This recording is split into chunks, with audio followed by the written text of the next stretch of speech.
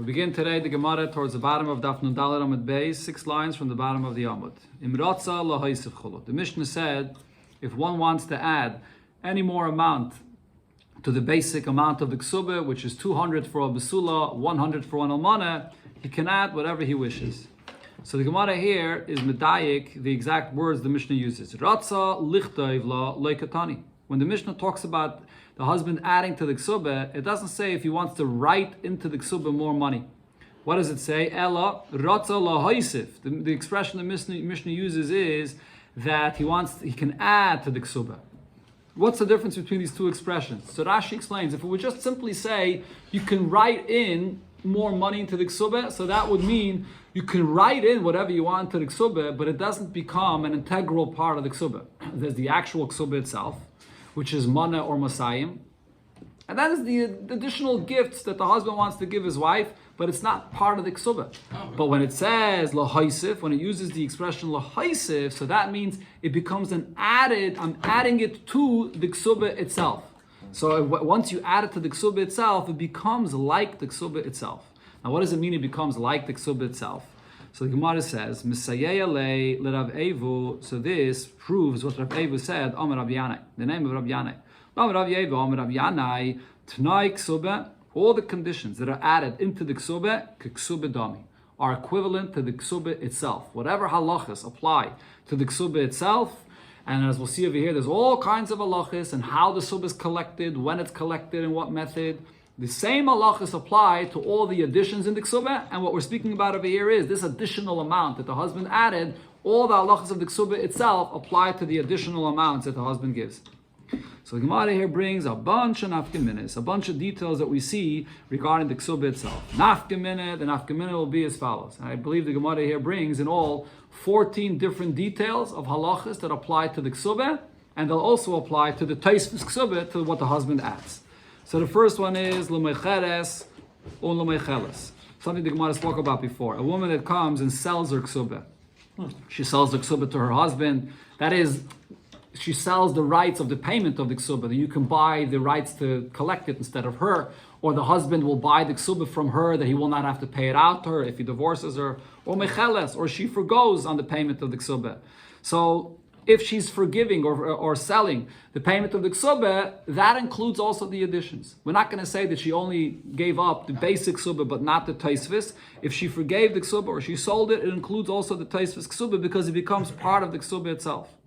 L'meiredes, there's a halacha of a meiredes, a woman that is rebelling against her husband. She's not interested in having any marital relations with him, and she's not living with him. So then the Mishnah tells us later that you slowly begin taking away from her Kesubos.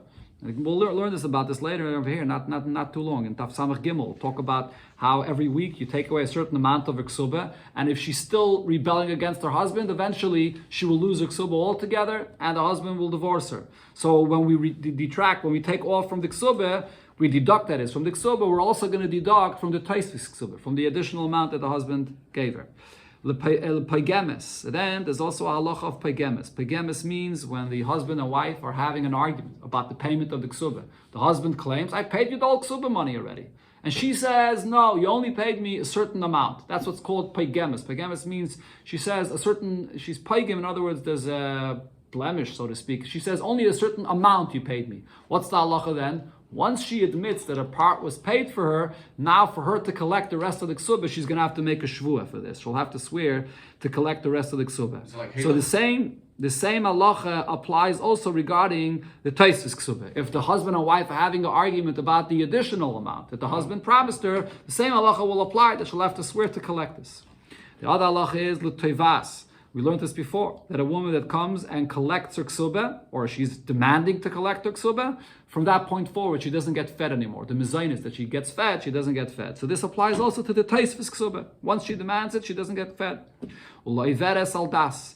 The halacha of a woman, which will also be later here in the Masechta, that is Iveres aldas, she's not acting religious, and because of this, her husband could divorce her without paying her a Kesubos. So that refers also to the Tosfos Kesubos. That we don't refer to it only as a gift, but we refer to it as something which is integral to the Kesubos, and she loses this as well.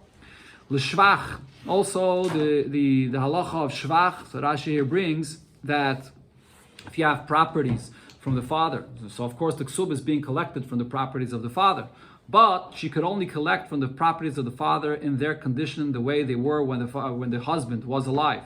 But whatever improvement that was done to these properties after he passed away, she cannot collect the ksuba from there. And that includes the taisus ksuba as well. She cannot collect from any improvement of these properties. L'shvua, there's all kinds of scenarios. Rashi brings up over here that when a woman collects her ksuba, she's going to have to swear before she gets the ksuba. Rashi brings, for example, if the husband is out of town, and she's collecting the ksuba and not in the presence of the husband, she's going to have to swear before she gets her ksuba. If there's an eid echad that comes into the bezdin and says, your ksuba you already collected, so now she's contradicting the words of an eid echad, she's going to have to make a shvua. So all of these different halachas apply to the taisus ksuba as well. Uleshvius, the halacha of shmita. We're in shmita now, right? What's a basic halacha of shmita? We just had it in Parshas Re'eh, shmitas ksafim, that if there's money that's owed and shmita passes, so all loans become nullified. But that does not apply to a ksuba. What a husband owes his wife in the ksuba does not become nullified by a shmita, and that includes the taisvis ksuba as well. It also does not get nullified by shmita. Ulekaisiv kol nechasav levanav, the halacha of a person that went, before he passed away, he gave all of his properties as a gift to his children, ligbais min hakarka. Ligbais min hakarka, to collect from karka. So this is the halacha of a person that wrote, like I said, all of his properties to his children, but he left one small piece of karka for his wife. And he said, from here, you can collect your ksuba only from this little piece of karka, whatever it is. So then, she could only collect from that piece of karka, and otherwise she doesn't have any other place to collect her ksuba from. She loses her ksuba. So it's the same thing also applies to the taisus ksuba. Umin aziburis, and also the halacha of ksuba, that you collect the ksuba only from the inferior quality of the properties that a person owns. Same thing applies to taisus ksuba. Right? Usually, when it comes to any loans that a person owes, so where is it collected from? From baininus, from medium from the properties. But over here, you collect only from the ziburis, and that's true with the taisus ksuba as well. And the chozman shehi beveisavia. Then there's a halacha which will be also later here in the Masechta regarding a woman that's either divorced or widowed. So there's two things that could happen. Either she's still living in her husband's home. So the halacha is if she still lives living in her husband's home, she can collect her ksuba indefinitely. But if she moved in back to with her parents, so then the Gemara says she could only collect the ksuba up to 25 years. Past this, if she did not collect the ksuba, that means that she forgave the ksuba, she can't be meichelet anymore, and this halacha applies to the taisus ksuba as well. And finally, the last halacha, which we learned before already about, is l'ksubas benin dichrin. The halacha of the ksubas benin dichrin, which means that if a person has a wife, two wives, let's say, and there's the children of one wife, the children of the other wife, if she passed away, and then the husband passes away, the husband has to pay out the ksuba money to the children of that wife. Besides the general Yerusha, those children get the ksuba money, they get the dowry that she brought into marriage, and also the taisus ksuba. The taisus ksuba also goes to those children of this wife. That's the condition of ksubas benin dichrin. Okay, now the Gemara brings up Kesubos benin dichrin, which is really a continuation of the sugi of the previous Pedic, where it discussed the whole halach of Kesubos benin dichrin. Here the Gemara brings a machlekes about this condition of Kesubos benin dichrin. So Itma we learned Kesubos benin dichrin. This halacha of Kesubos benin dichrin, which again is the sons of the wife that get the ksuba that was owed to their mother. The mother passed away, and now the father is going to pay out that the possessions of the father has to be paying out this ksuba to the children, specifically the sons. So here there's a machlekes about this. Pumbedisa Amri, Pumbedisa say that's the chachamim of Pumbedisa, that leitarfe mimishabdi, that they cannot collect this unique ksuba that they get from their mother, from what was owed to their mother. So they cannot collect this from mishubadim. Mishubadim in Gemara always means if the father's properties were already sold off to somebody else. Okay, so if only they could only collect from what is right now in the father's possession. He passed away, and whatever karkais, whatever properties are there available, not mishubadim, what he sold off before he passed away. Why is this? Because yarsun tanan. They had a version in the text of the Ksubah yarsun, that the benin dichron yarsun, they will inherit. They will inherit this ksuba from the mother. So children never inherit any properties that the father sold off before he passed away. Once he sold it off, it's not part of the Yerusha. So the same thing regarding the Kesubos b'nin dichrin, since it says Yarsun, so they don't inherit, they can't go collect this Kesubos b'nin dichrin from properties that were sold.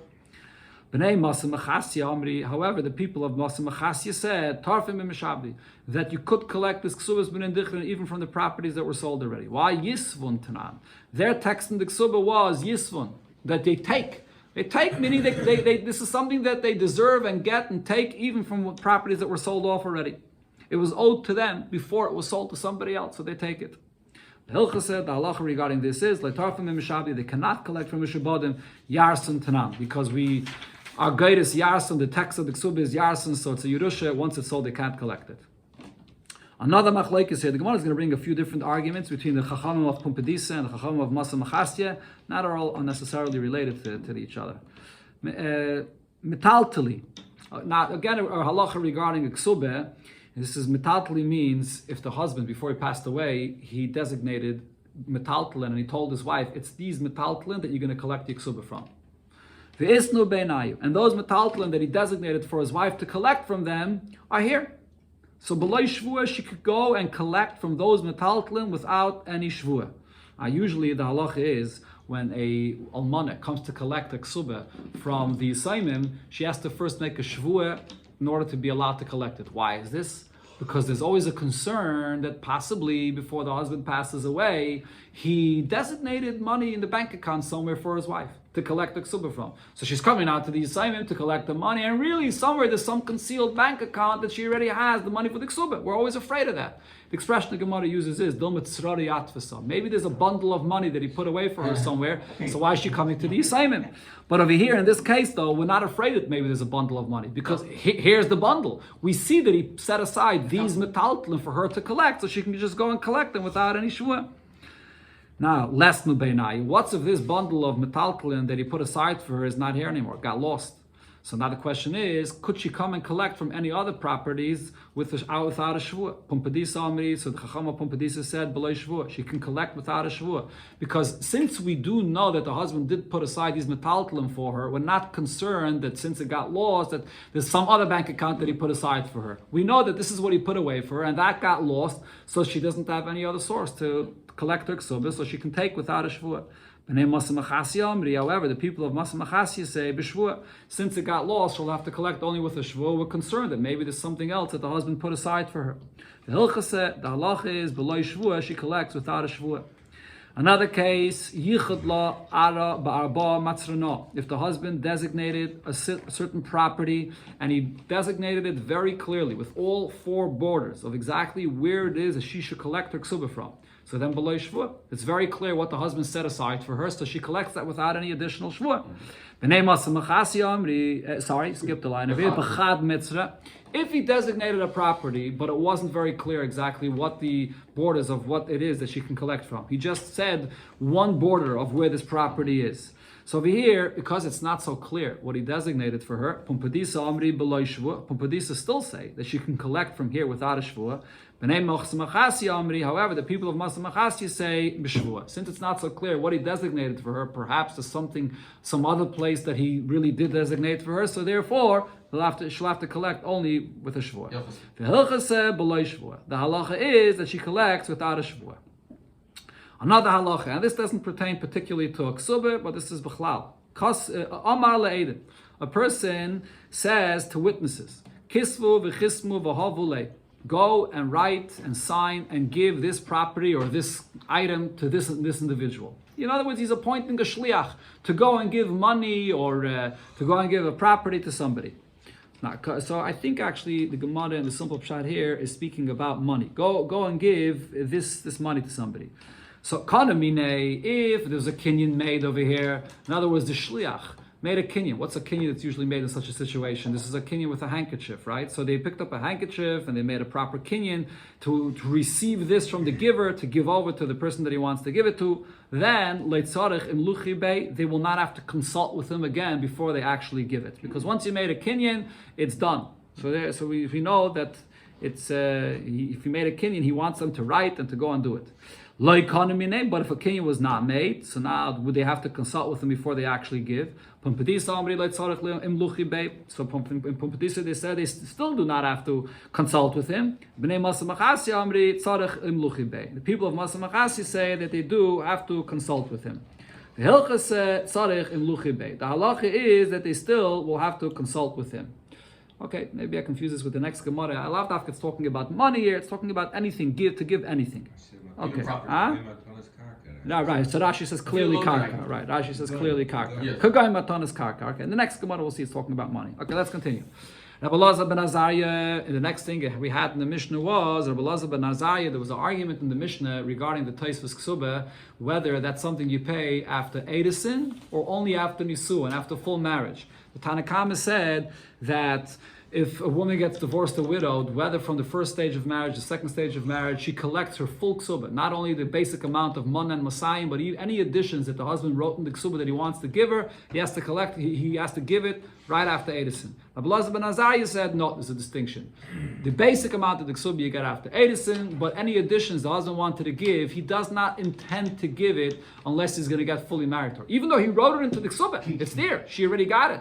But nevertheless, we could assume that the husband does not want to give these additional gifts unless he's going to be fully married with his wife. So therefore, she doesn't collect that until Nisuin. Says the Gemara, Rav and Rab Nosson argued about this. One of them said is we pass like Rabbi Elazar ben Azariah. And another said that we do not pass like Rabbi Elazar ben Azariah. So the Gemara will try to figure out who is the one that holds like Rabbi Elazar ben Azariah. So just as an introduction for the next piece of Gemara, this will be a sugya that will discuss this concept called umdana. Sometimes, even when a person says something clearly, or sometimes when a person writes something clearly, even in a document, but nevertheless, we can assume what a person was thinking when he wrote this. And even if he didn't write a clear condition, what he meant, if we have a clear assumption, we could rely on that and say that that's what he meant, and therefore it only takes effect when that condition that we know he meant is here. So therefore the Gemara will bring us who is the one that holds that we rely on the umdana, right? Over here, Rabbi Elazar ben Azariah is basically saying we rely on the umdana. He gave his wife a ksubah. He said, I'm giving you all these gifts, the additions, the Tosfos ksubah.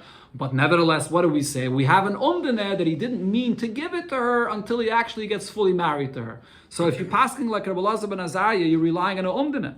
So Tistayim, let's prove that Rab Nosson, who the Amma Lachak of Rabbi Elazar ben Azariah. It's Rab Nosson that said that we're passing like Rabbi Elazar ben Azariah. Shamin and Leila Rab Nosson, because we know that Rab Nosson said the Azal Bas Umdana. He follows this idea that we could rely on the Umdana, on us estimating what the person was thinking. Rab Nosson says Halachak Rab Shimon Shazuri. We pass like Rab Shimon Shazuri in two things. One is b'mesukan, regarding a person that's about to die, and he's about to die, and he says that you should go ahead and write a get for my wife, but he didn't clearly say give it to her. So we say that since we see he's about to die, even though he didn't clearly say to give it to her, but we could assume that that's what he meant. So we see that we rely on the person's, on us estimating what the person meant. He didn't say write a get to make a joke with her. He meant to give her the get. So even if he didn't actually say it, we could assume that's what he meant. There's another halacha the Gemara brings up here that Rab Nosson says that the halacha is like Rab Shimon Shazuri. It's not really related to what we're trying to prove here. The other halacha is regarding a betrumas meiser shel demai. Regarding the halacha of trumas meiser of demai, the halacha of demai is produce that comes from an amaretz, and when we can't rely on amaretz giving the meiser. So when you buy this from the amaretz, you're going to have to give the meiser yourself to the Levi, and then when a Levi receives meiser, what does he have to do then? This is actually in last week's parsha. The Levi has to give the trumah to the kohen. That's trumas meiser. So the case that it's talking about over there regarding Reb Shimon Shazuri is what happens if now this trumas meiser that was separated got mixed back into the chulin. Mixed back in. So now if it gets mixed in, so the halacha is that if it's not enough to become batul, if it's not 1 against 100, so now all of it you can't eat it because it has truma mixed inside the chulin. So what are you going to do? It's a major loss. The only one that can eat it is a kain. So you'll maybe be able to sell it cheaply to a kain. So Rav Shimon ben Shizuri is mekel. Rav Shimon Shizuri, that is. Rav Shimon Shizuri is mekel, and he says, even though usually we do not rely on Amoritz that he gave Meiser, but in this case, because it's such a major financial loss, we could just ask the Amoritz, did you give Meiser or not? And if the Amoritz says, I gave the Meiser already, so then we know we will rely on him that the Meiser was given, and whatever other Meiser you took now is not really Meiser, so it's not really Trumas Meiser, and it'll be mutter for you to eat. So even though usually Chacham will machmer with an Amoritz, here because of the financial loss, they were makel with the Amoritz. This is the other case that he also paskent like Rebbe Elazar ben Azariah. But the point, again, no, nothing to do with Umdineh. But the point over here is that in the first halacha we see that he paskens like Rav Shimon Shizuri, that we rely on the Umdineh. So therefore the Gemara says that it's Rab Nassan that's paskening like Rebbe Elazar ben Azariah. Frag the Gemara. So now that would mean that Rav that disagrees with Rebbe Elazar ben Azariah is because he does not rely on this concept of umdina. We can't come and estimate a person's thinking. Frag the Gemara, Rav la yazal bas umdina. Does Rav not rely on the concept of umdina? But va'itmer, we learned the following machlekes. Matnas shchivmira, a person that's about to pass away and he's giving a matana. Shekosov ba kinyan, and when he's giving this matana, he also writes in the document that it should be a kinyan, that he's actually giving it through a kinyan, selling it or making a proper kinyan.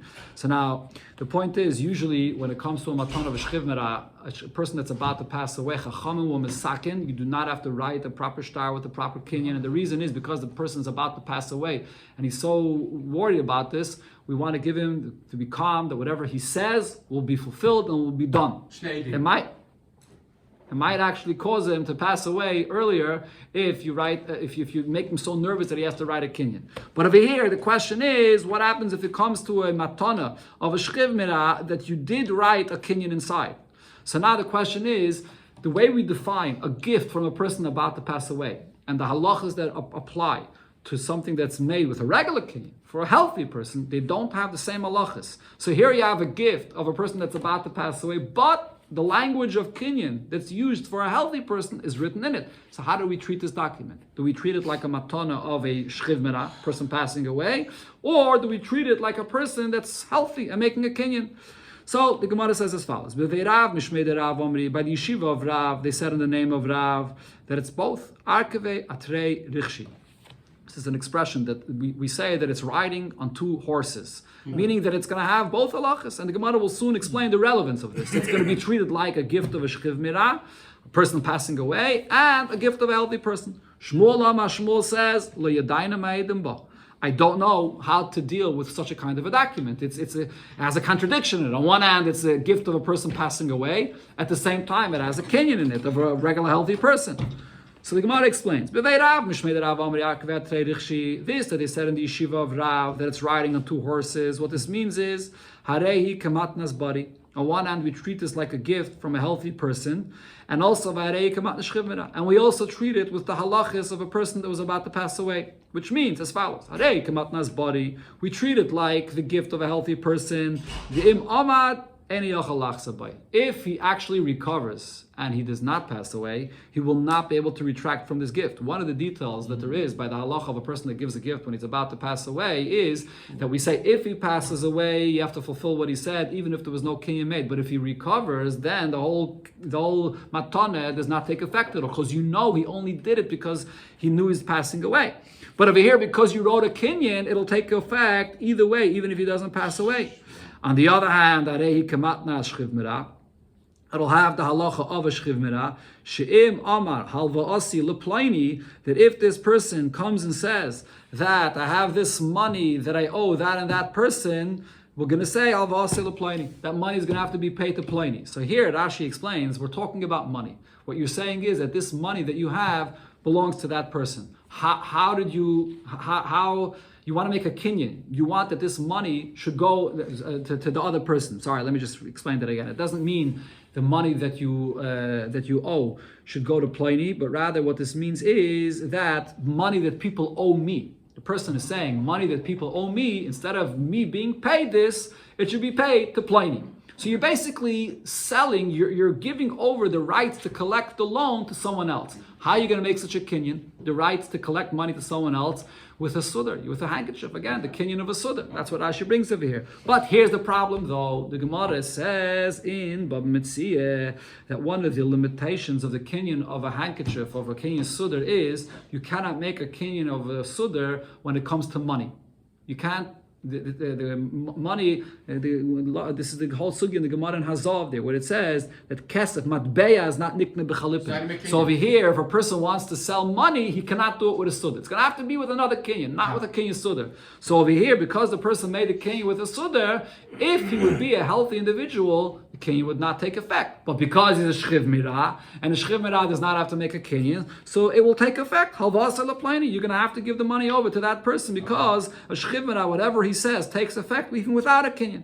This is Rav's opinion. Shmuel Amar, what did Shmuel say? Lo yadayna me'edim, but I don't know how to paskin about this. It has two contradictory terms in the shtar, so we don't know what to do here. Shema le'gamalak noisei ele b'shtar. Maybe he only wanted to have a proper kinyan like a healthy person with a shtar, and vein shtar la'achamisa. And if so, it can't take effect because it's written in the shtar that you should give it after he passes away. But once he passes away, the seller, the person giving, is not alive, so it can't take effect. So, what's the Gemara's question here? Right here we see that Rav says that when you see a contradictory term in what the person was doing here in the shtar, what do? We're not going to say like Shmuel that we don't know what the person was thinking because we just look at the literal text and we're stuck. Rav says, no, you don't have to look literally what it says in the text. You have to estimate what the person was thinking. And based on the umdan of what the person is thinking, we're saying that you have both aspects, the kinyan, like a healthy person, and the matana de shchivmira. So how can we say that Rav does not hold of this concept of umdan, that we estimate the person's thinking? So the Gemara says now, a bit differently than we said before. Ella, Tarvayu, both Rav and Rab Nosson, Ozli Basa Umdane. They agree that we do follow and we estimate a person's thinking. So now, the one that says that we pass in here like Allah ben Azariah, that says that you don't give the additional amounts that the husband gave as a gift to his wife in the Kesubos until she's fully married. Shapra, we could understand that because we estimate that he didn't mean to give her to her at this point. The one that says that we don't paskin like Rabbi Elazar ben Azariah, it's also based on a certain estimation. And his opinion is that we actually understand his thinking differently. We